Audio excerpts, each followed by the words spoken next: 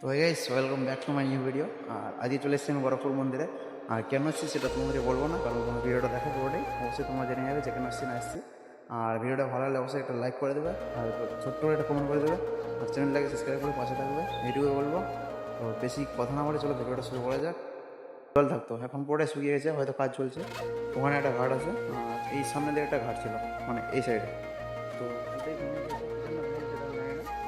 অবশ্যই কাজ করবে, হয়তো যে কোনো কিছু নতুন তার জন্য ভেঙেছে। তার আগে আমি বলে দিই যে এই সামনে দিকে মন্দিরটা দেখছো, আমি ভিতরে গিয়েও তোমাদেরকে দেখাবো।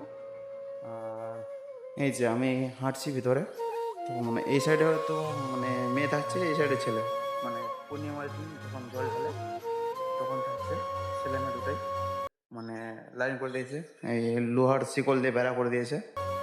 আর ওটা বাথরুম। আর এদিকে তো সবটাই আজকে এক্সপ্লোর করবো।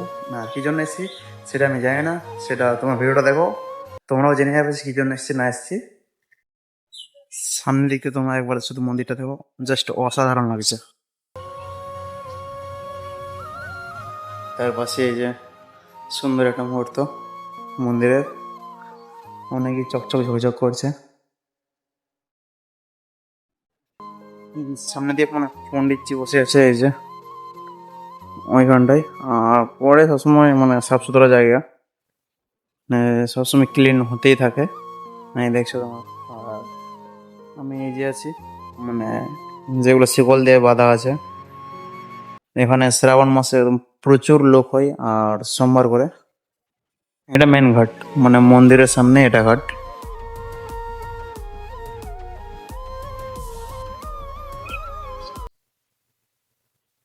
মানে নিচে কোনো কিছুই মানে নোংরা করার ইচ্ছা করবে না, এত চকচক দেখে। হ্যাঁ যে মানে আমি নিজে যে একটা কোনো কিছু নোংরা ফেলবো সেটারও ইচ্ছা করছে না, কারণ শান্তির একটা জায়গা। আর আমার সামনের জায়গাটাতে হয়তো অনেকেই তোমরা ছবি তুলেছো, দেখাচ্ছি এই যে, মানে যারা যারা ছবি তুলেছে অবশ্যই এই জায়গাটা চিনে নেবে। অনেক যারা যারা আছে হয়তো অবশ্যই 100%-এর মধ্যে 70% ছবি মানে এই জায়গাটাতেই তোলা হয়। আর সেটা তুলো কিনা সেটা শুধু তোমরা কমেন্ট করে জানাবে।